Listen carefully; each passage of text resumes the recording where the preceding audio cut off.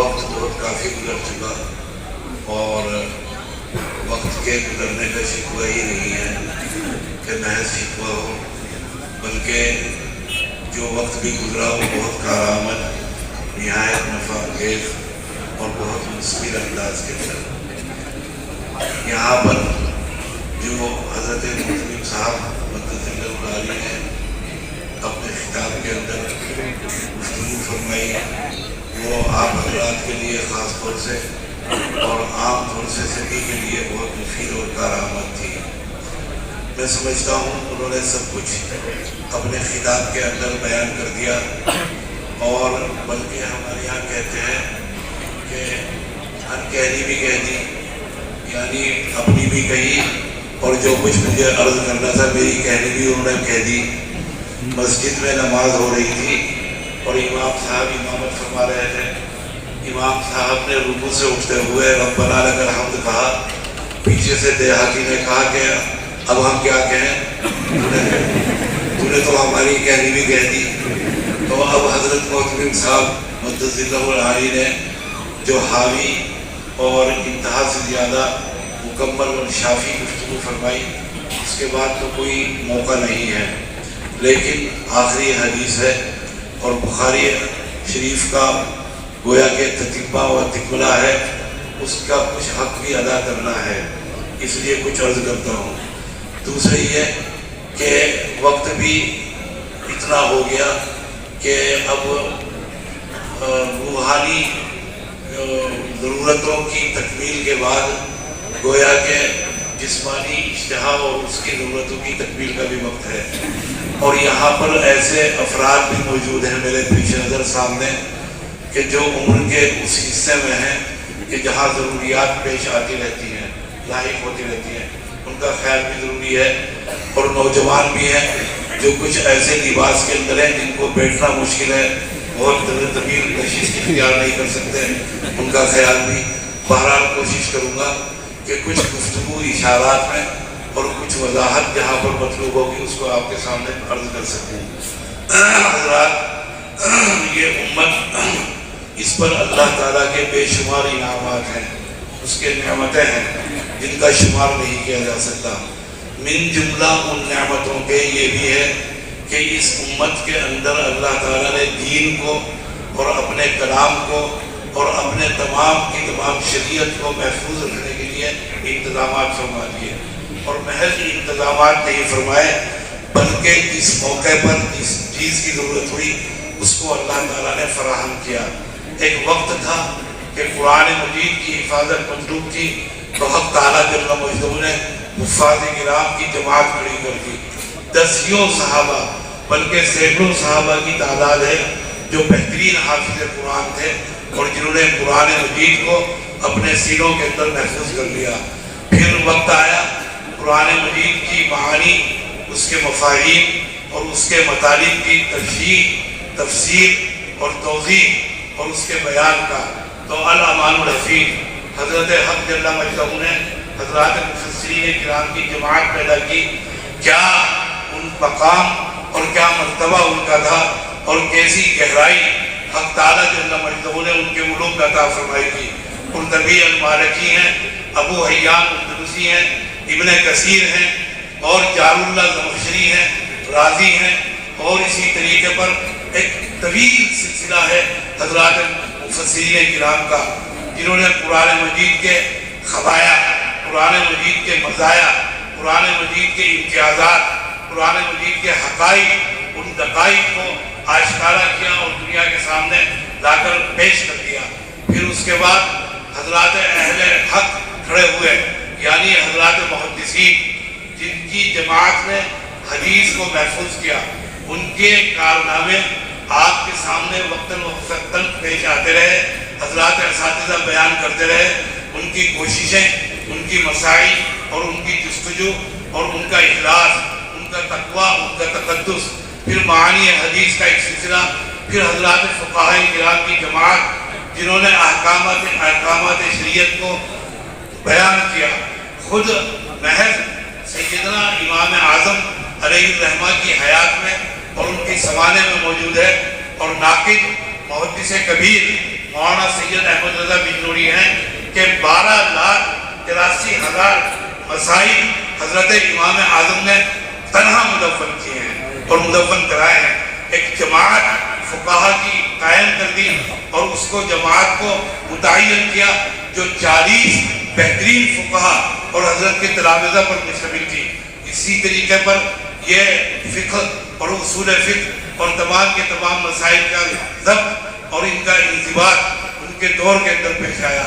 اور پھر اس کے بعد ایک لیگیسی ہے، ایک کہکشاں ہے، ایک کارواں ہے جو لگاتار وہاں سے چل کر اور آج تک جس کا سلسلہ قائم و دائم ہے. پھر جماعت محدثین کے اندر حضرت سیدنا امام بخاری ہیں. ابھی آپ نے سنا اور سنتے آئے ہیں کہ ان کی کتاب کو جو تمغہ امتیاز پیش کیا گیا اور عطا کیا گیا وہ یہ ہے کہ ان کی کتاب کتاب اللہ کے بعد کائنات کے اندر، زمین کے اوپر اور آسمان کے نیچے سب سے اصح ترین اور سب سے صحیح ترین اور مضبوط ترین کتاب ہے. لیکن محدثین وضاحت کرتے ہیں، لکھتے ہیں کہ یہ امام بخاری کے بعد کا تمغہ امتیاز ہے. امام بخاری سے پیشتر جو محدثین پیدا ہوئے ہیں اور جن کا ایک پورا سلسلہ ہے اور ان کے مجموعہ احادیث موجود ہیں جن کی تعداد سینکڑوں کے اندر ہے. اگر میرا حافظہ غلطی نہیں کرتا تو تقریباً 200 محدثین ایسے ہیں حضرات صحابہ و تابعین میں جن کے مجموعے منصع شہود پر آ چکے تھے بخاری کی کتاب سے پہلے، اور وہ جماعت تھی جن کے یہاں کذب کا یا غلط بیانی کا کوئی کسی قسم کا واہمہ یا شائبہ بھی نہیں تھا. تو ان کے بعد، بخاری کے بعد، یعنی آنے والوں کے لیے یہ بخاری کو خطاب کیا جا سکتا ہے کہ بخاری کی کتاب اصح ترین کتاب ہے. تو ان سے پیشتر، بخاری سے پیشتر بخاری کو یہ لقب نہیں، لیکن اس سے بخاری کی شان، ان کا علوم اور بخاری کا مرتبہ کم نہیں ہوتا. انہوں نے جو محنتیں کی ہیں، بخاری کا فراست، بخاری کی ذہانت، بخاری کا تقویٰ اور بخاری کا فن اور فن حدیث جس کے اوپر وہ حاوی ہیں، اور اس فن حدیث کے اوپر آنے کے بعد ان کو امام امیر المومنین فی الحدیث کے خطاب سے ملقب کیا گیا.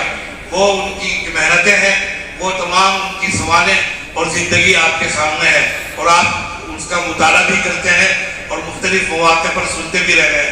پھر کتاب جو اس شان کی امام بخاری نے لکھی الامان الحفیظ، کتاب محض یہ نہیں کہ سیدنا امام بخاری نے کتاب کو جمع کر دیا اور کتاب کے اندر احادیث کو انہوں نے جمع کر دیا اور صحیح ترین کتاب احادیث کو، محض اتنا کارنامہ نہیں،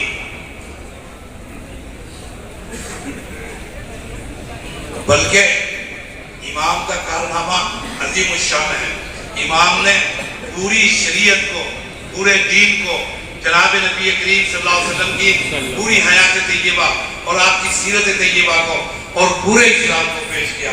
محض یہی نہیں کہ پوری سیرت پیش کی، پوری شریعت پیش کی، پورا دین پیش کیا اور احکامات دین، محض اتنا ہی نہیں بلکہ ساتھ ہی ساتھ وہ فقہی اپنے نظریات اور فقہی مسائل کا بیان کرتے ہیں اور اس کو بھی بیان کرتے ہیں اور اپنی رائے کو بھی. اور محض یہی نہیں کہ اتنا ہی کام کیا ہو بلکہ اسلام کے مقابل میں اور عقائد کے مقابلے میں اور ایمان کے مقابلے میں جو فرق باطلہ پیش آتے رہے، پیدا ہوتے رہے، ان کی تردید اور اس کا سامنا اسلام کو آج سے نہیں ہے یا اس دور میں نہیں ہے بلکہ جب سے اسلام وجود میں آیا، جب سے اسلام کے آغاز اور ابتدا ہوئی اس وقت سے ان فتنوں کا اور فرقوں کا سامنا ہے. آپ نے مشہور شعر سنا ہوگا ڈاکٹر اقبال کا کہ نہ ستیزہ گاہے جہاں نہیں، نہ حریف ہے پنجہ فگن نئے، وہی فطرت اسد اللہ، وہی مرحبی، وہی انتری. کہ نہ فتنہ گاہے جہاں نہیں ہے، نہ فتنے نئے ہیں، وہی فطرت اسد اللہ اور وہی مرحب اور انتری ہیں جو عرب کے دو مشہور زور آور پہلوان تھے اور جن کے مقابلے ہوئے ہیں. بہرحال آج بھی وہی فتنے ہیں. تو امام بخاری کے دور میں جن فتنوں نے سر اٹھایا یا ان سے پیش کر ان کی سرکوبی بھی کرتے ہیں. تو محض ایک اتنا ہی کارنامہ نہیں کہ صحیح ترین احادیث کو، ابھی مودودی صاحب نے فرمایا کہ 7,000 احادیث کو مجموعہ غیر مکرر احادیث کا انہوں نے اس میں جمع کر دیا، اور 6 لاکھ احادیث سے انہوں نے انتخاب کیا الامان الحفیظ، الامان الحفیظ۔ اتنی محنتیں، اتنی کاوشیں آج تو جن کا تصور بھی نہیں کیا جا سکتا، جن کے بارے میں سوچا بھی نہیں جا سکتا۔ یہ حق تعالیٰ کا انعام تھا کہ اللہ تعالیٰ نے اپنے رسول کے کلام کے لیے، اپنی وحی کے حفاظت کے لیے جس کا وعدہ قرآن مجید میں فرمایا تھا کہ ہم نے ہی ذکر کو نازل کیا اور ہم ہی اس کی حفاظت فرمائیں گے۔ ذکر قرآن مجید ہے، بلا شبہ حدیث بھی وہی ہے جناب نبی کریم صلی اللہ علیہ وسلم کی، اور وحی کی حفاظت کے جو انتظامات فرمائے حق تعالیٰ جل مجدہ نے، وہ ہر جانب میں ہیں، ہر سمت میں ہیں، ہر شعبے میں ہیں، ہر گوشے میں ہیں۔ اسی کے ساتھ ساتھ یہ بھی پیش نظر رہے کہ وہی آج فقط اگر دنیا میں کسی مذہب کے پاس اپنی صحیح شکل و صورت کے اندر محفوظ اور موجود ہے تو وہ محض مذہب اسلام ہے جس کے پاس وہی موجود ہے۔ وہی کا کیا کارنامہ کیا؟ وہی نے یہ بتایا کہ عقد کا معبود کے ساتھ اور حق تعالیٰ جل مجدہ کے ساتھ مخلوق کا، خالق کا مخلوق کے ساتھ رابطہ کیسے ہوا، رابطہ کیسے ممکن ہوا، اور وہی نے ہی اعمال کا بھی پابند کیا۔ وہی نے ہی ہمیں بتایا کہ ہم اعمال کے پابند ہیں۔ وہی نے وہ تمام چیزیں بتائی ہیں جو غائب نظر ہیں۔ آپ زیادہ سے زیادہ ان چیزوں کا بیان کر سکتے ہیں جہاں تک آپ کی نظر پہنچتی ہے، جہاں تک آپ کی عقل کام کرتی ہے، جہاں تک آپ سوچ سکتے ہیں ان کا بیان کر سکتے ہیں۔ ایک شخص بمبئی تک گیا تو بمبئی کے مناظر، بمبئی کی چیزیں، وہاں کا موسم اور وہاں کی عبارتیں اور تاریخی چیزوں کے بارے میں بیان کر سکتا ہے۔ اس سے آگے اگر پوچھیں تو اس کے آگے کی خبر نہیں بیان کر سکتا۔ اگر کوئی بمبئی سے آگے گیا تو وہ سمندر کی گہرائییں اور اس کے بارے میں، باربیڈوس ایک جگہ ہے ویسٹ انڈیز کے قریب اور ویسٹ انڈیز جزائر کے غرب الہند کے پاس، وہاں پر ہمارے سابق محتمم خطیب الاسلام حضرت مولانا قاری حضرت مولانا محمد صالح صاحب نور اللہ مرقدہ میں تشریف لے گئے۔ مجھے بھی وہاں جانے کی سعادت حاصل ہوئی اور وہاں پر موقع ملا۔ حضرت نے بھی اس سمندر کی گہرائیوں کا سفر کیا جس کی اندر گہرائی کے اندر تقریباً 155 فٹ نیچے لے جاتے ہیں، جس کو سبمرین کہتے ہیں، اور ہمارے یہاں فارسی میں آبدوز اور اردو کے اندر پنڈوبی، اس کے اندر سمندر کی سیر کراتے ہیں۔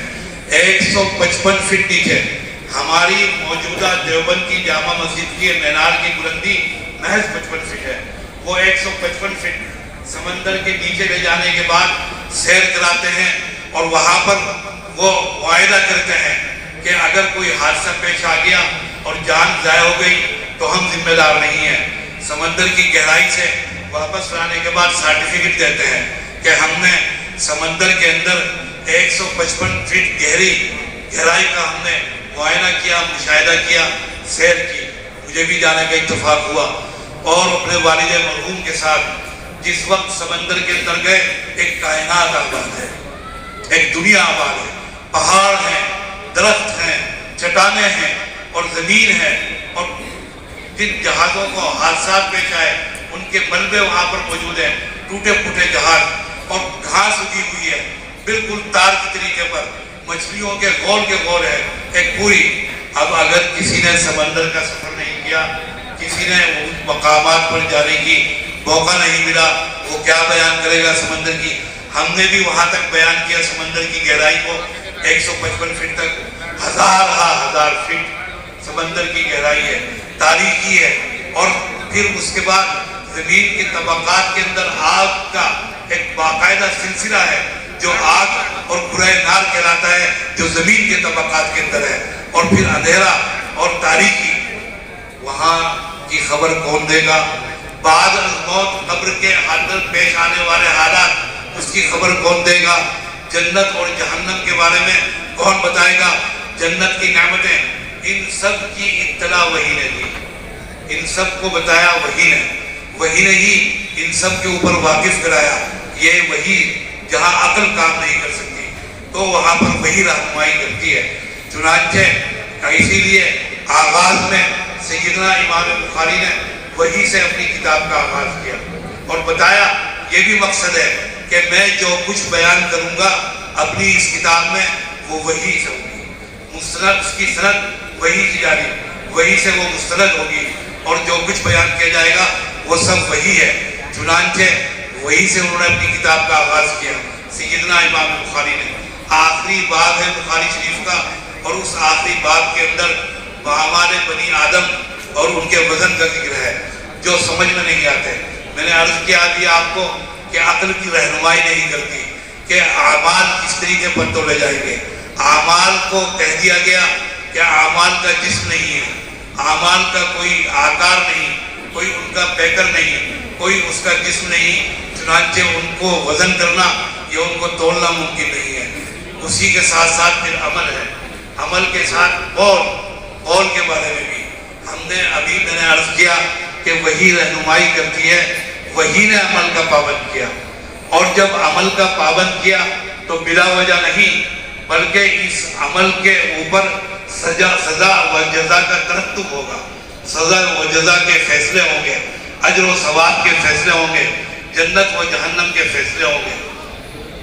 اور اسی کے ساتھ ساتھ یہ بھی کہ عمل کے اوپر پابند کر دینے کے بعد وحی کے ذریعے اور سزا و جزا کے فیصلے، اور ان کے ساتھ ساتھ قول بھی، قول کا علیحدہ سے ذکر نہیں کہ اس کو علیحدہ سے ذکر کیا گیا ہو، کیونکہ قول بھی ایک عمل ہے، عمل کے ذہن میں آ گیا۔ اس کی بہت سی مثالیں دی حضرات اہل علم نے، حضرات محققین نے کہ اعمال کا وزن کیسے ہوگا، اعمال وہ سب تقریریں آپ کے سامنے بیان ہو چکی ہیں، اور آپ کے سامنے حضرات اہل علم بیان کرتے رہتے ہیں۔ اور اب تو دنیا کے ہر گوشے میں ختم بخاری کے موقع پر اجتماعات منعقد ہوتے ہیں، وہاں پر یہ تمام بیانات آپ کے گوش گزار ہوتے رہتے ہیں۔ اصل چیز یہ ہے کہ وزن اعمال کے کرنے کی ضرورت کیا پیش آئی؟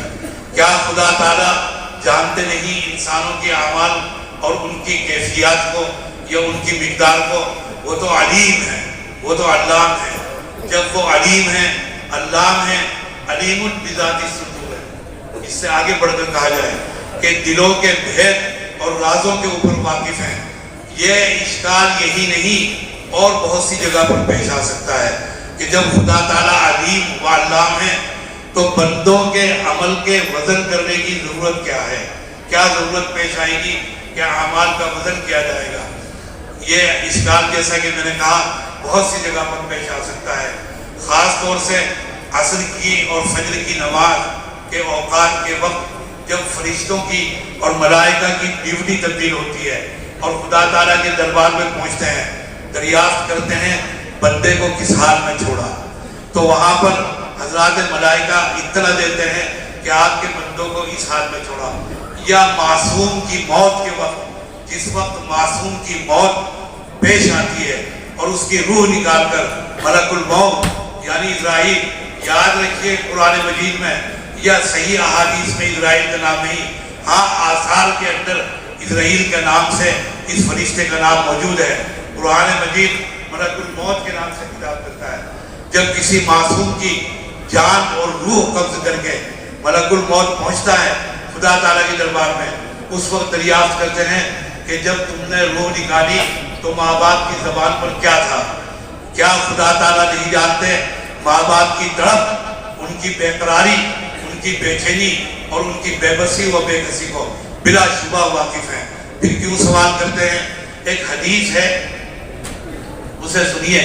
حضرت فضالہ رضی اللہ تعالیٰ عنہ، ان کے صاحبزادے عبداللہ ابن فضالہ، وہ بیان کرتے ہیں کہ میرے والد گرامی جناب سرور کائنات صلی اللہ علیہ وسلم کی خدمت اقدس میں حاضر ہوئے اور حاضر ہونے کے بعد ایمان قبول کیا۔ پھر دوسری ملاقات کی اور ایمان قبول ہونے کے بعد اور عرض کیا کہ یا رسول اللہ میں نے ایمان قبول کیا ہے، مجھے کچھ تعلیم کیجیے اور کچھ احکامات۔ تو آپ صلی اللہ علیہ وسلم نے ایمان کی تعلیم اور تلقین کے بعد انہیں احکامات کی تلقین کی نمازوں کی پابندی کا اقرار کیا۔ اس کے بعد فضالہ نے کہا کہ یا رسول اللہ میں تو بہت مصروف ہوں، میں 5 وقت کی نماز ادا نہیں کر سکتا آپ صلی اللہ علیہ وسلم سے۔ آپ نے فرمایا تو پھر 2 نمازیں تو لازمی پڑھنی پڑیں گی، کہ فجر کی نماز العصرین یعنی فجر کی نماز اور عصر کی نماز۔ وہاں پر بعض محدثین نے لکھا گفتگو کرتے ہوئے کہ فضالہ کے حق میں نبی کریم صلی اللہ علیہ وسلم نے تخفیف کر دی 3 نمازوں کی۔ کشمیری پہنچے اس مقام پر حدیث پر گفتگو کرتے ہوئے اور ناراض ہوئے اور فرمایا کہ یہ کیا کہہ رہے ہیں کہ یہ نبی کریم صلی اللہ علیہ وسلم کو بھی یہ اتھارٹی اور یہ اختیار حاصل نہیں کہ وہ فرائض کے اندر کوئی تخفیف کر سکے۔ پھر فرمایا کہ نبی کریم صلی اللہ علیہ وسلم نے فضالہ کو اس لیے 2 نمازوں کی جانب خاص طور سے توجہ دلائی کہ یہ نمازیں 2 عصر اور فجر کی ملائکہ کی ڈیوٹی تبدیل ہونے کا وقت ہے۔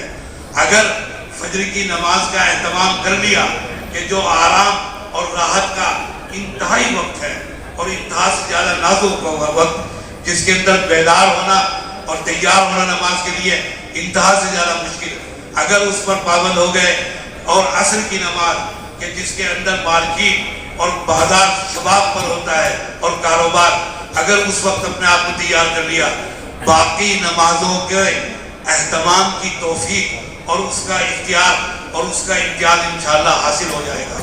اس لیے فضالہ کو کہا کہ خاص طور سے 2 نمازوں کا فرشتوں کی ڈیوٹی تبدیل ہونے کی وجہ سے، اسی لیے فرشتوں کی ڈیوٹی کے تبدیل ہونے کے بعد حق تعالیٰ فرماتے ہیں کہ بتاؤ بندے کو کس حال میں چھوڑا۔ اس لیے نہیں کہ خدا تعالیٰ لا علم ہے کہ بندے نماز میں تھے، نہیں، بلکہ آدم کی تخلیق پر جو اشکال تھا حضرات ملائکہ کو ان کے سامنے اظہار کہ میری تخلیق کے اندر جو حکمت تھی اظہار یعنی عبادت کی انجام دہی اور اس پر اجر اور ثواب، تو وہ تخلیق کی حکمت سامنے آئے۔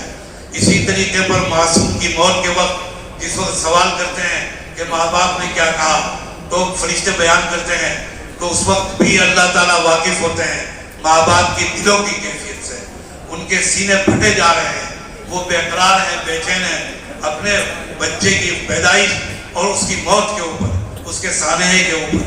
تو اللہ تعالیٰ دریافت کرتے ہیں کس حال میں چھوڑا، جانتے ہیں کس حال میں، فرشتوں سے، اس لیے کہ صبر کی اہمیت اور اس کے اجر کو بیان کرنے کے لیے اور اس کے صبر کے اجر کی اہمیت کے اظہار کے لیے یہ مقاصد اور یہ حکمت ہے۔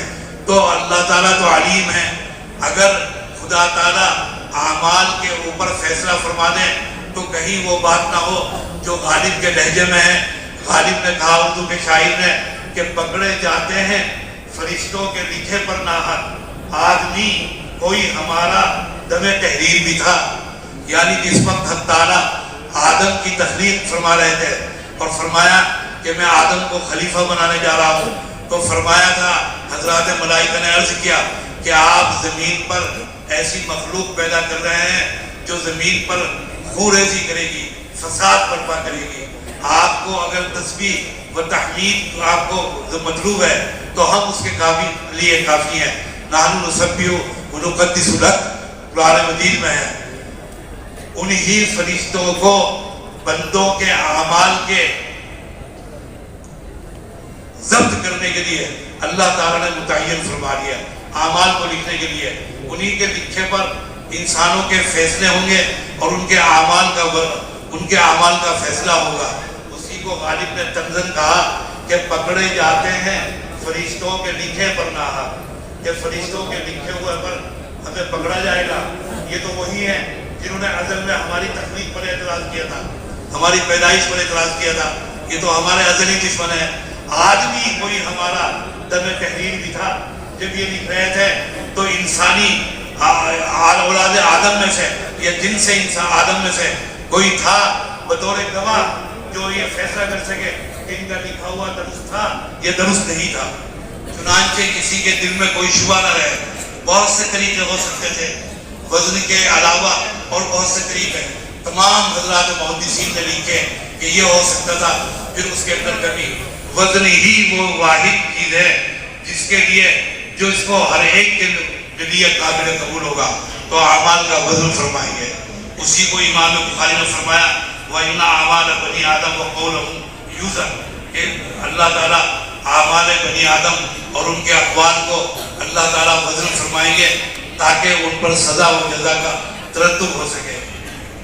پھر اس کے ساتھ ساتھ ارشاد فرمایا کہ نَضَعُ الْمَوَازِينَ الْقِسْطَ لِيَوْمِ الْقِيَامَةِ کہ ہم انصاف کے لیے عدل کے لیے ترازو قائم کریں گے. اس ترازو میں وزن ہوگا اعمال کا، اعمال بنی آدم کا. پھر ارشاد فرمایا جناب نبی کریم صلی اللہ علیہ وسلم کی حدیث ہے، میں وقت کی تنگی کے باعث اشارتاً اور ذرا کنایتاً اپنی گفتگو کو اختصار کے ساتھ ختم کرنے کی طرف جاتا ہوں. ارشاد فرمایا جناب نبی کریم صلی اللہ علیہ وسلم کی حدیث ہے جو آپ کے سامنے ابھی تلاوت کی گئی، جس میں بیان کیا نبی کریم صلی اللہ علیہ وسلم نے کلمتان حبیبتان گفتگو کی ہے. ہمارے حضرات اکابر دیوبند نے، اکابر دیوبند کیا کہنے، الامان الرفیق، سبحان اللہ. ایک جو وہ کہکشاں ہیں، وہ جو کاروان علم ہیں، اس کی انتہا اکابر دیوبند پر ہے. سبحان اللہ. ابھی حال ہی میں حضرت مولانا بدر الحسن صاحب دربنگوی سابق رئیس الداعی دار مجلہ الداعی دارالعلوم دیوبند کے اور اس وقت موجود کویت میں ہیں، حضرت مولانا رشید احمد صاحب کوئی قطب عالم سے متعلق، حضرت قطب عالم کے متعلق علامہ کشمیری نے فرمایا کہ فقیہ النفس، اور فرمایا کہ پچھلے گزشتہ 300 سال سے تفقہ مفقود ہے. اور وہ فقیہ النفس ہر ایک کسی کو نہیں کہتے، بلکہ ابن عابدین علامہ شامی کے اوپر ترجیح دیتے ہیں حضرت گنگوہی کو، قطب عالم حضرت مولانا رشید احمد گنگوہی کو. ان پر مولانا بدر الحسن صاحب کا مضمون ہے. مضمون کے ذیل میں گفتگو کرتے ہوئے لکھا مولانا آخر میں کہ حضرت اقدس تھانوی، حضرت اقدس مولانا گنگوہی علیہ الرحمہ وہ تھے کہ جو دریا کو کوزے میں بند کرتے. کیا تھے بھائی؟ دریا کو کوزے میں بند کرتے تھے. اور دوسرا جملہ یہ لکھا کہ اور حجت الاسلام حضرت مولانا محمد قاسم نانوتوی کی ذات گرامی اور ان کی شخصیت وہ تھی جو کوزے سے دریا پر آمد کرتے تھے.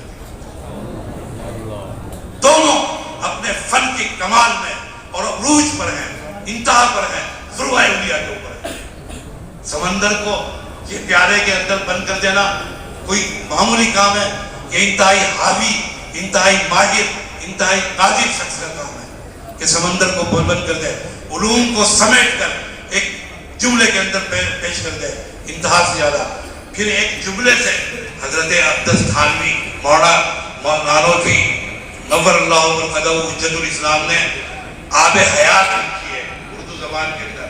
محض ایک آیت قرآن مجید کی، النبی اولا بالمؤمنین من انفسہم. تصور کیجئے، خیال کیجئے کہ ایک آیت پر پوری ایک کتاب تصنیف کر دی. یہ ہے کوزے سے دریا برآمد کرنا،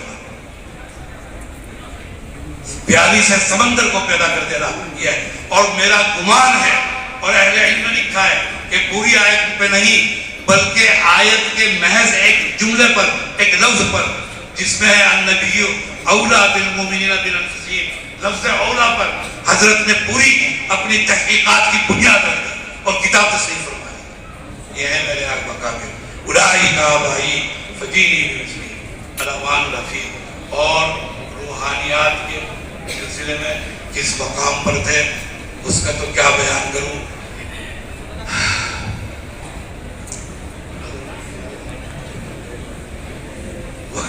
وقت کی اجازت.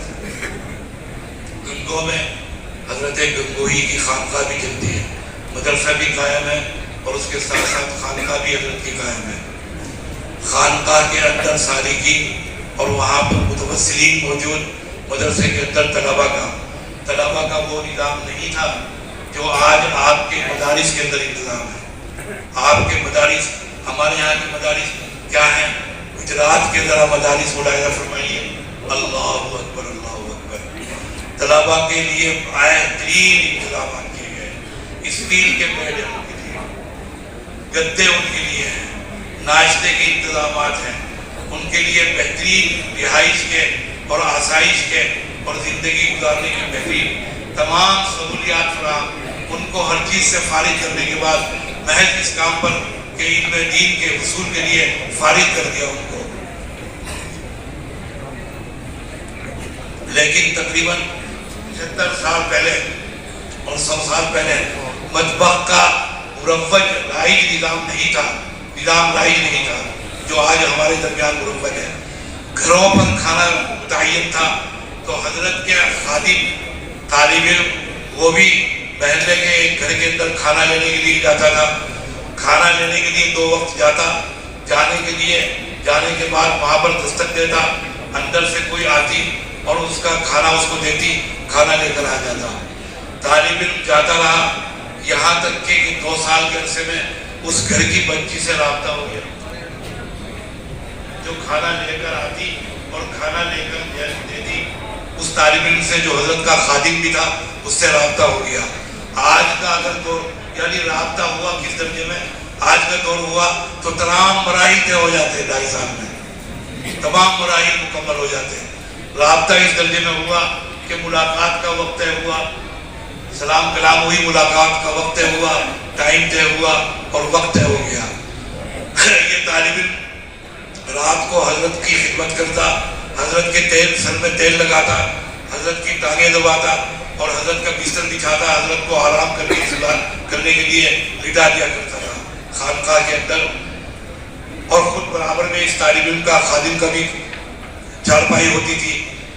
چنانچہ جس روز ملاقات کا ٹائم اور وقت طے تھا، اس بچی سے گھر کی یہ چلا بے قرار بے چین شام سے کہ جلدی سے حضرت کو کھانا کھلاؤں، حضرت کو لٹاؤں سلاؤں۔ ملاقات کی بے چینی اور اجلت تمام امور انجام دے کر حضرت کو سلا کر چلا ہے۔ ادھر سے وہ لڑکی بھی چلی ہے اپنے گھر سے اپنے والدین کو سلا کر نصف شب کے بعد۔ جب وہ گھر سے چلی، یہ خانقاہ سے نکلا، ابھی راستے میں آ رہے تھے، اچانک صاف شفاف آسمان پر بادل آئے ہیں، گرجے ہیں، بجلی کڑکی ہے۔ یہ تو راستے سے بھاگا کہ حضرت باہر سو رہے ہیں، گرمی کا زمانہ ہے، اٹھ جائیں گے، چارپائی میری خالی دیکھیں گے، سوال کریں گے کہ کہاں تھا، دریافت کریں گے، راز کھل جائے گا۔ لڑکی گھر کی طرف بھاگی کہ والدین دربار پر سین میں سو رہے ہیں، کمروں میں سونے کا رواج نہیں تھا، باہر سوتے تھے۔ آنکھ کھل جائے گی جب میری چارپائی خالی دیکھیں گے اور دروازہ کھلا ہوا تو ان کو شبہ ہوگا، وہ گھر کی طرف بھاگی۔ جب یہ طالب علم آیا، سنانے کی بات یہ تھی تو حضرت اقدس گنگوئی چارپائی کے پٹی پر بیٹھے ہوئے اس طرح ہی لیتے آنکھیں بند کر کے، اور فرمایا اس کے آنے پر کہ آئندہ ایسی غلطی مت کرنا، آج بڑی مشکل سے تمہیں بچایا ہے۔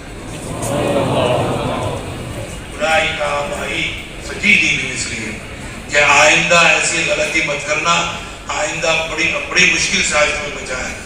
علوم کے اندر جو ان کو امتیاز اور جو شان اللہ تعالیٰ نے عطا فرمائی تھی، میں اس کا کیا بیان کروں آپ کے سامنے۔ چنانچہ انہوں نے بھی گفتگو کی ہے۔ حدیث کے اندر جناب نبی کریم صلی اللہ علیہ وسلم کا ارشاد گرامی، آپ نے فرمایا، حضرت ابو ہریرہ رضی اللہ تعالیٰ عنہ فرماتے ہیں کہ کلمتان حبیبتان، کہ جو 2 کلمے اللہ تعالیٰ کو بہت پسند ہے۔ بھائی سارا وزن، ساری بات، ساری جان اور تمام کی تمام دنیا کی چیزیں گھوم رہی ہیں کلام کے اوپر۔ فارسی والوں کا مشہور مقولہ ہے، قول مردہ جان آ رہا ہے، کہ مردوں کی بات میں وزن ہوتا ہے، مردوں کی بات جان رکھتی ہے۔ اگر قدیم دور میں زبان دے دیا کرتے تھے کسی کو، کسی سے وعدہ کرتے تھے تو وہ وعدہ پورا کرتے تھے۔ اسی لیے داغ نے کہا کہ زبان دے عدو کو کہ یہ وہ شے ہے، تیرے ذہن میں رہے یا میرے ذہن میں رہے۔ محبوب سے کہا کہ کسی سے وعدہ مت کرنا، کسی سے، یہ وہ شے ہے انتہا سے زیادہ نازک اور باوقار کہ یا تیرے ذہن میں رہے جب تک ذہن میں رہی۔ اور یہی وجہ ہے کہ جناب سرور کائنات صلی اللہ علیہ وسلم نے پابندی عائد کی ہے زبان کے اوپر۔ آپ نے پہلے بٹھایا ہے، آپ نے زبردست قسم کے قیودات لگا دی زبان کے اوپر اور پابندی کی ہے۔ حدیث ہے زجر الشبانی والشیبہ عن ارتکاب الغیبہ، مولانا عبد بھائی صاحب لکھنوی کی کتاب جس کا ترجمہ پاکستان سے کیا ہوا تابعیانہ کے نام سے، جس کے اندر حدیث نقل کی جناب نبی کریم صلی اللہ علیہ وسلم کی، کہ فرمایا جناب نبی کریم صلی اللہ علیہ وسلم نے کہ ماں کے ساتھ منہ کالا کرنے میں جتنا گناہ ہے، ماں کے ساتھ منہ کالا کرنے میں، آج دنیا کہاں سے کہاں پہنچ گئی، آج ہم کہاں سے کہاں پہنچ گئے، گراوٹ کے، انحطاط کے، گناہوں کے آخری درجے پر ہیں، معاصی کے۔ لیکن اس منحوس ترین دور کے اندر بھی یہ خبر، منحوس خبر کانوں میں نہیں آتی کہ کسی بدنصیب نے اپنی ماں کے ساتھ منہ کالا کیا ہو۔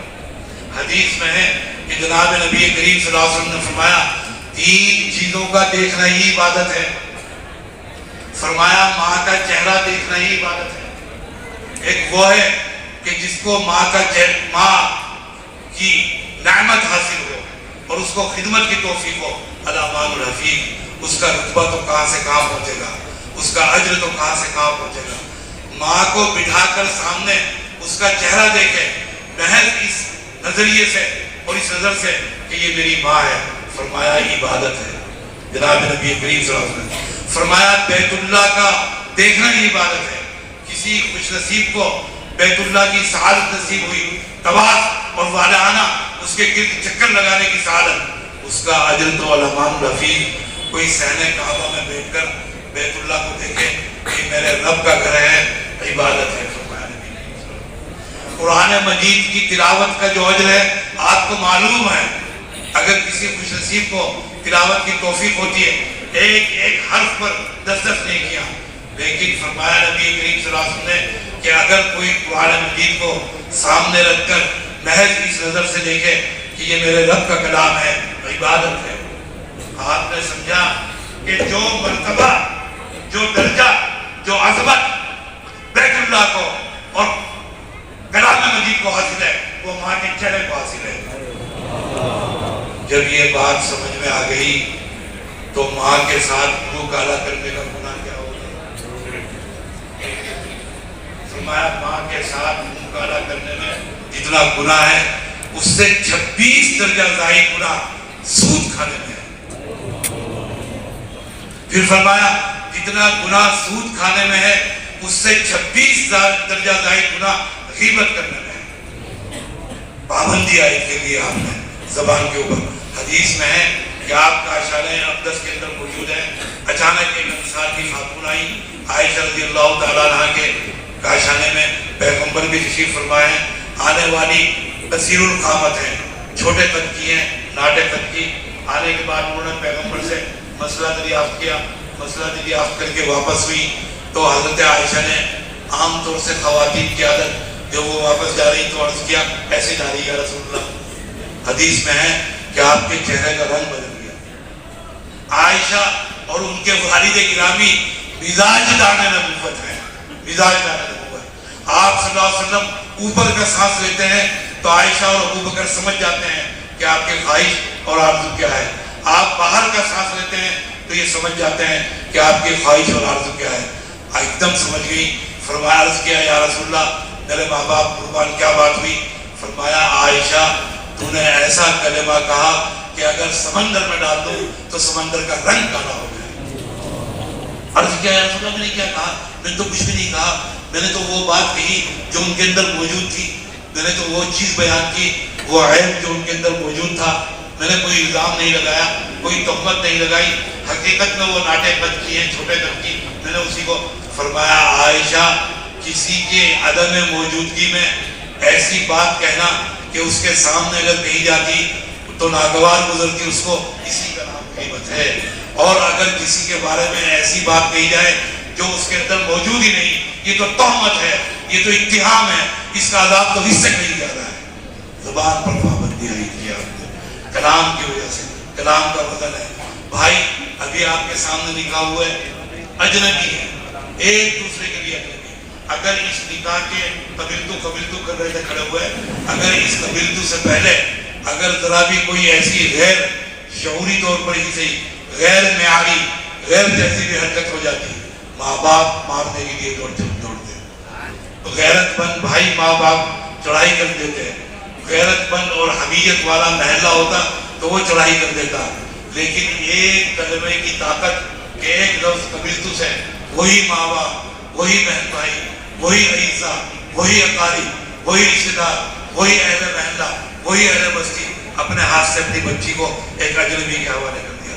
کلام کی طاقت، پھر یہ رشتہ کبھی 75 سال پر، کبھی 100 سال پر، کبھی 70 سال پر، کبھی 50 سال پر، وہی ایک لفظ زبان سے نکلا طلاق، تمام وہی پابندیاں، کوئی اداس روٹ آئے گی جو نکاح سے پہلے تھی، تمام وہی فرق اور فروق اور تمام وہی مفارقتیں۔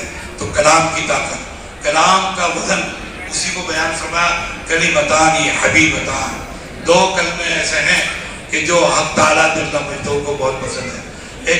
ایک صنعت ہے جناب نبی کریم صلی اللہ علیہ وسلم، تشویق، ترغیب، آپ شوق دلا رہے ہیں اس کلام کی جانب تاکہ تجسس پیدا ہو، طبیعتیں مائل ہو جائیں، جاننا چاہیں کہ کون سے وہ کلمے ہیں جو جناب رسالت پاک کے ذریعے ادا ہوں اور جو حق تعالیٰ جل مجدہ کی پسند ہے۔ ہندوستان میں صدور آتے ہیں ملکوں کے، وزرائے اعظم آتے ہیں، مجھے یاد ہے امریکہ کے سابق صدر بل کلنٹن آئے تو اخبارات، انگریزی اخبارات، اردو اخبارات، رسائی، میگزین، ان کی عادات، ان کے اخلاق، ان کے کھانے، ان کے پینے، ان کے اٹھنے، ان کے بیٹھنے، یہاں تک کہ ان کے سونے کی کیفیات، وہ سب بیان کر رہے تھے، اور لوگ جاننا چاہتے تھے کہ صدر امریکہ کتنے جہازوں کے ساتھ آئے تھے، یہاں تک کہ اپنے طباخ بھی ساتھ گئے تھے، روزانہ ان کی ڈاک لے کر امریکہ سے باقاعدہ ایک اسپیشل جہاز آیا کرتا تھا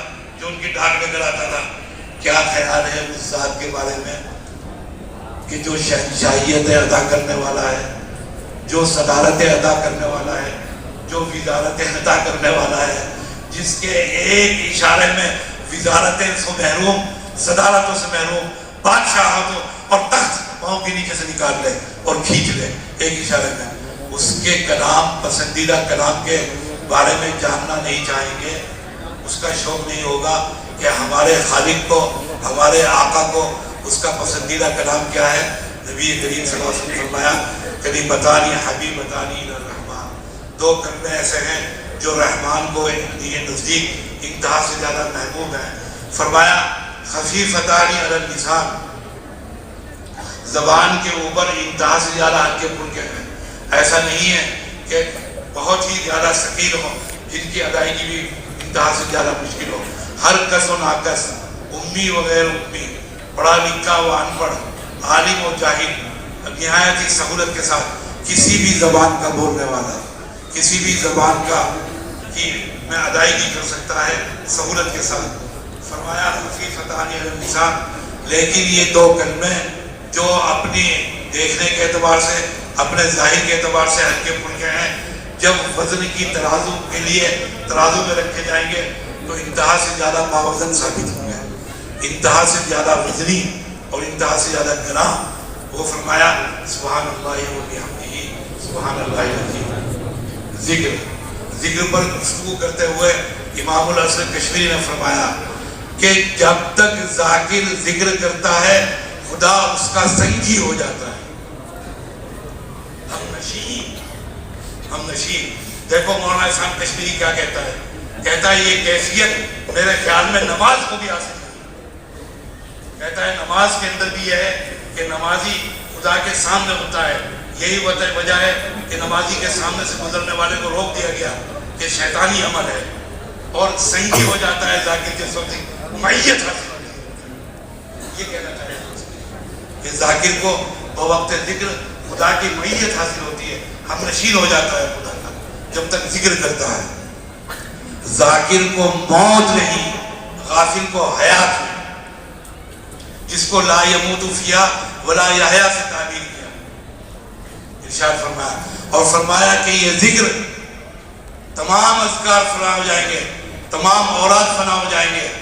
اذکار وہ جو احادیث اور قرآن مجید سے منسوخ و معصور ہوں، اور اوراد وہ ہیں جو حضرات اکابر، حضرات اولیاء اللہ تلقین کرتے ہیں، سب فنا ہو جائیں گے۔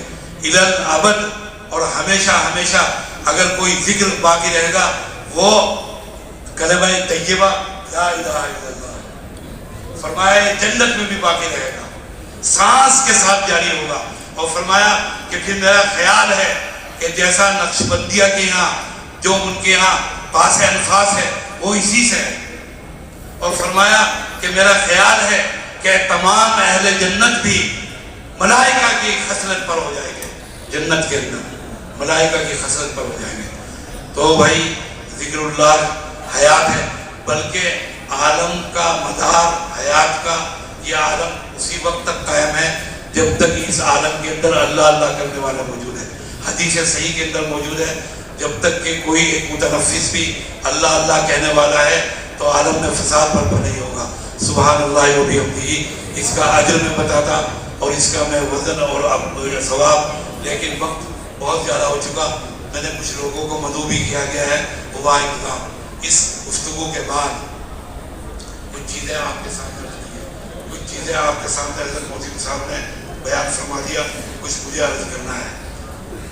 ایک تو یہ کہ آپ کی یہاں سے اب رخصت ہے، آپ کے اوپر حق قائم ہو گیا۔ حضرات اس مدارس کا، اس مدرسے کا، یہ مدارس کیا ہیں؟ آئے رہے پڑھے اور چل دیے نہیں، ان مدارس کی شان یہ ہے کہ ان کی بقا کے لیے اور ان کے قیام اور ان کی تحفظ کے لیے دعا کرنا ہمارا فرض ہے۔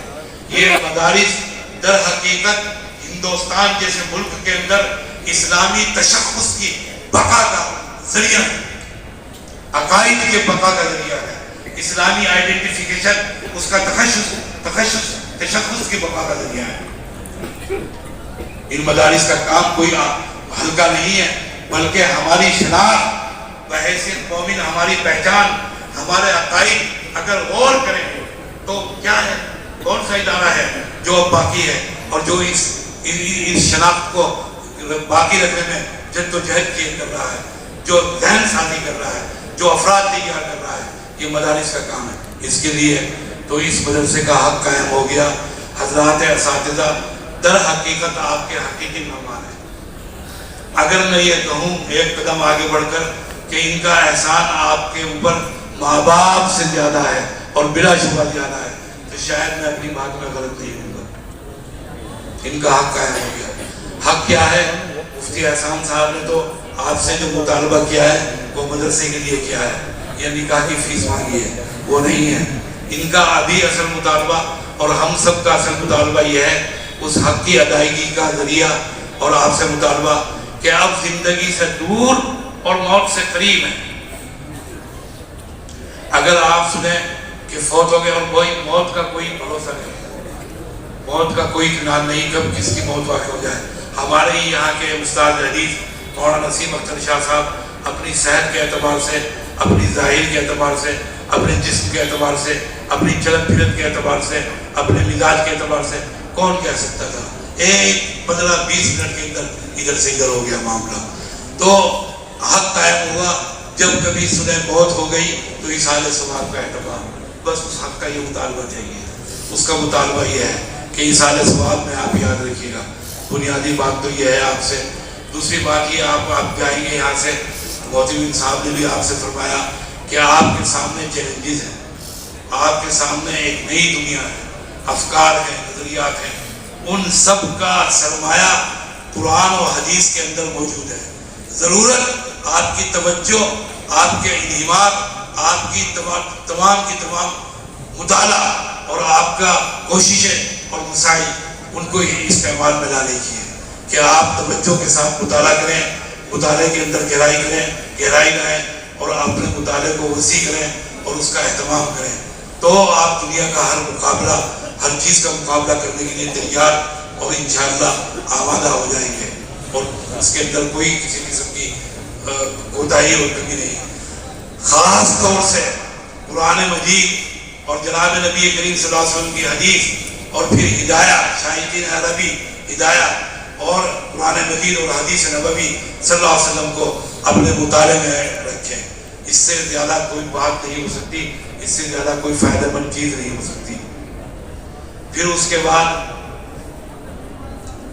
کچھ دعاؤں کے مطالبات ہیں، درخواستیں پیش کی ہیں لوگوں نے دعا کے لیے. یہ حضرات یہاں پر تشریف فرمائے. بعض لوگ 25 ہزار کلومیٹر کا سفر کر کے آئے محض اس بخاری کے درس میں اور اس کی ختم میں شرکت کے لیے اور دعا کے لیے. 25,000 کلومیٹر کا سفر، یعنی کہا جائے اللہ میاں کے گھر کے پیچھے سے آئے اگر دیکھا جائے. کچھ لوگ 15,000 کلومیٹر کا سفر کر کے آئے ہیں. کچھ انگلینڈ سے آئے ہیں، پناما سے آئے ہیں، اور گجرات سے آئے ہیں، بھوپال سے آئے ہیں، جھانسی سے آئے ہیں. یہ میرے استاد مکرم مولانا اختر صاحب تشریف فرما ہے. یہ ہر موقع پر آتے ہیں. وقت دارالعلوم دیوبند کا آغاز تھا بالکل، اور ابھی حضرت موجود صاحب نے فرمایا انتہا سے زیادہ نصرت کا زمانہ. بیٹھنے کے لیے جگہ نہیں، پڑھانے کے لیے درسگاہ نہیں، اور پڑھانے کے لیے استاد بھی نہیں. تو اس دور میں والد صاحب نے ان سے کہا، مولانا اختر صاحب یہ شاگرد ہے والد صاحب کے، حضرت خطیب علی صاحب، مولانا محمد سالم صاحب کے. ان سے فرمایا کہ بھائی مولوی اختر صاحب آپ ہمارے یہاں آ جاؤ ہمارے مدرسے میں. یہ ٹال گئے. آئندہ سال پھر آئے، پھر ان سے کہا کہ آ جائیے آپ ہمارے یہاں وقت دارالعلوم میں. پھر ٹال گئے. پھر ان سے کہا، تیسری مرتبہ آئے تو کہا کہ میں تم سے کہتا ہوں کہ آ جاؤ تم میری بات پر توجہ نہیں دیتے، کیا مل رہا ہے تمہیں وہاں؟ کہا حضرت جس جگہ میں ہوں، جس علاقے میں، گاؤں کے اندر وہ مزدور غریب ترین آبادی ہے. کوئی ایک انڈا لیے چلا رہا ہے، کوئی نمک کا ایک ٹکڑا لیے چلا رہا ہے، کوئی آدھی روٹی کا ٹکڑا لے کر آ رہا ہے، اسی پر گزر رہا ہے. کہا بھائی ہم کچھ اور تو نہیں. اس زمانے میں فرمایا کہ ہم تمہیں 200 روپئے دے دیں گے. تو رونے لگے، کہنے لگے کہ حضرت دل میرا بھی چاہتا ہے کہ میں آ جاؤں، 200 روپئے بہت ہیں، لیکن حضرت اگر میں آ گیا تو گاؤں کے اندر بچوں کو، غریب بچوں کو کوئی خدا اور اس کے رسول کا کلام پڑھانے والا میسر نہیں آئے گا. یہ دین، یہ ایمان ان جیسے لوگوں سے قائم ہے، ان جیسے لوگوں سے قائم. یہ بھی آئے ہیں رات سفر کر کے. اور یہ عبید اقبال آصف صاحب بیٹھک میں ہیں، ڈاکٹر. ہمارے یہ گجرات سے حضرات آئے ہیں، ابراہیم صاحب، اور یہ کشمیر سے آئے ہیں عبدالرشید صاحب، اور کتنے حضرات تشریف لائے ہیں جن سے بعد پروگرام ملاقات ہوگی. طلباء کے والدین، ان کے اعزاء و اقارب سب دعا کی آئے ہیں. ابھی محترم صاحب نے فرمایا کہ اکابر کا فیصلہ ہے، امت کا تجربہ ہے کہ ختم بخاری پر دعائیں قبول ہوتی ہیں. ہمارے بزرگان دیوبند کا تجربہ ہے اور ان کا اہتمام رہا اس موقع پر دعاؤں کا. تو دعا کیجیے گا ان سب حضرات کے حق میں، عالم اسلام کے حق میں دعا کیجیے. عالم اسلام کی جو کیفیت ہے، سیاسی ہو، اقتصادی ہو، معاشی ہو، تہذیبی ہو یا دینی ہو، وہ آپ کے سامنے ہے. میں نام لیے بغیر عرض کروں، آپ سمجھ جائیں گے کہ چون کفر الکعبہ بر حیدر کجا امانت مسلمانی. اب وہاں پر سے وہ چیزیں برآمد ہو رہی ہیں جو ایمان کا گھر ہے. اس کے لیے دعا کیجئے کہ اللہ تعالیٰ وہاں اور وہاں کے حکمرانوں کو صراط مستقیم پر رکھے، ایمان پر استقامت عطا فرمائے. ان کے لیے دعا کیجئے. پھر اس ادارے کے اور ہمارے اکابر دیوبند کے جو فہرست ہے اور ادارے کے جو سرپرست، مؤسس اور بانی حضرات ہیں، ان کے سلسلے میں مرحومین، ان کے لیے دعا. اولاً حضرت میں تو شروع یہاں فہرست میں حضرت اقدس استاد گرامی مولانا محمد سالم صاحب نور اللہ القدو کا نام ہے، لیکن میں چلتا ہوں حضرت حکیم الامت، حکیم الاسلام مولانا قاری محمد طیب صاحب نور اللہ القدو سے. کہ در حقیقت اس جامعہ کی بنیاد جامع مسجد دیوبند میں حضرت والا کے ہاتھوں سے ہی ہوئی اور ان کی حیات طیبہ میں ہی. یہاں پر بنیاد رکھنے والے اس ادارے کے حضرت خطیب علی السلام اور حضرت والد گرامی فخر المحدثین اور حضرت مولانا محمد اسلم صاحب قاسمی، میرے استاد محبوب ترین اور بہت زیادہ محنت کرنے والے ادارے کے لیے حضرت مولانا خورشید عالم صاحب نور اللہ القدو.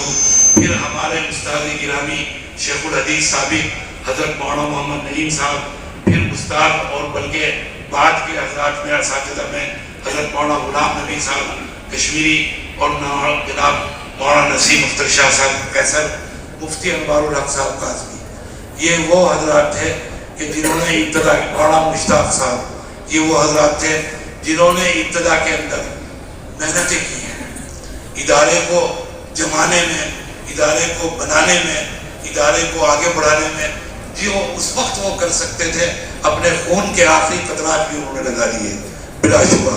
اور کہا جا سکتا ہے کہ بہار اب جو آئی ہوئی ہے یہ سب پود ان کی لگائی ہوئی ہے، یہ سب تو ہمارا فرض بنتا ہے کہ ہم ان کو اپنی دعاؤں میں اور مقبول دعاؤں میں یاد رکھیں۔ اور ایسے مواقع پر مولانا جنید صاحب ہیں، ابھی حال ہی میں ملاوی میں وفات آئی، بڑے وفات پائی انہوں نے، بڑے متحرک فعال عالم دین تھے۔ دعائے صحت میں ابھی آپ کے سامنے مولانا وسطانی صاحب مقدس اللہ کا ذکر ہوا، اور استاد گرامی دارالوقف حضرت مولانا محمد اسلام صاحب قاسمی، شیخ الادب و شیخ الحدیث یعنی دارالعلوم وقف دیوبند کے، اور حضرت مولانا شیخ طریقت عارف باللہ حضرت مولانا قمر الزمان صاحب، حضرت مولانا رابع صاحب حسن ندوی، جو چند شخصیات ہندوستان میں ابھی باقی ہیں جن کے وجہ سے وقار علم کا، عمل کا اعتبار باقی ہے، ان میں یہ حضرات ہیں۔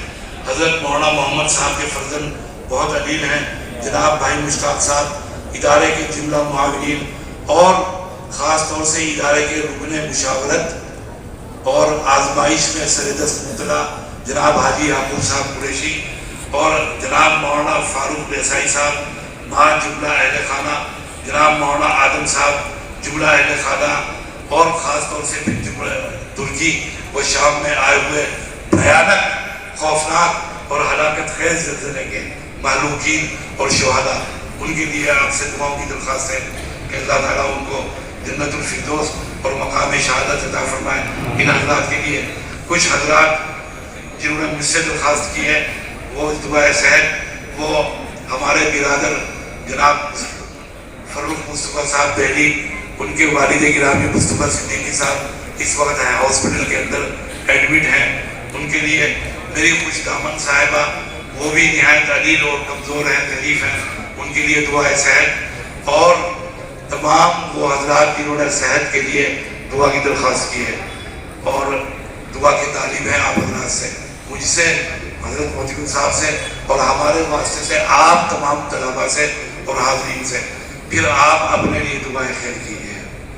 اللہ تعالیٰ آپ کے علوم میں برکتیں عطا فرمائے۔ یہاں پر جو بیٹھے ہوئے ہیں حاجی جمال صاحب، یہ خدا تعالیٰ کی صفت جمال کا اس دنیا پہ مظہر ہے، علماء کے نہایت ہی کہنا چاہیے محب، اور حضرات علماء کے خادم، اور ان کے ساتھ اپنے بے پناہ اخلاص، محبت، اور ممکن نہیں کہ کسی عالم کا گزر میرٹ سے ہو اور حاجی صاحب کے علم میں آئے اور وہ اپنے دولت کے پر اس کو مدعو نہ کرے اور اس کے ساتھ کوئی حسن خیر اور حسن سلوک کا معاملہ نہ کرے۔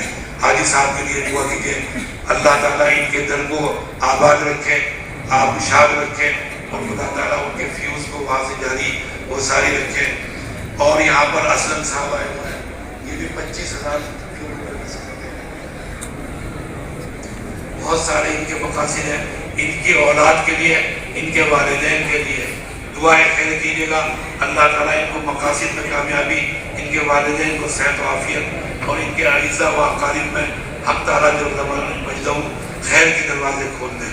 سلیم صاحب آئے ہیں، اور پھر ان کے برادران ہیں، اور اسی طریقے پر ابراہیم بھائی آئے ہیں، ان کے برادران ہیں،